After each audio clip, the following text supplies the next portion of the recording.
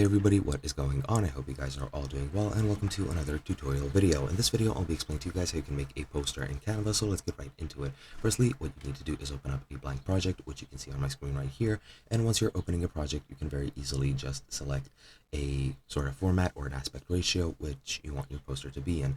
As you can see, this is a landscape sort of format. You can set it up to be vertical, just like in an A4 page, and then you can edit it however you want. The way you edit it, you can choose a design which you want to start with and then edit it from there, edit the text, edit the elements in there, or you can add your own elements such as graphs, you can add stickers, you can add frames, you can add tables, you can add shapes, you can add whatever you want from here. You can edit them however you would like. You have these sort of tabs in the top to help you with everything. If you want some specific things, you can add text and edit the text however you want, as you can see here.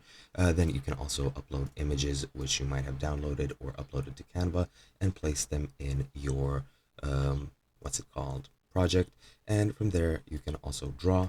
Just pick a pen and start drawing, or a marker, and you can very easily start drawing like that as well. And that is pretty much it. You have different applications as well, which can help you with creating your poster. You have a very wide variety of what you can do.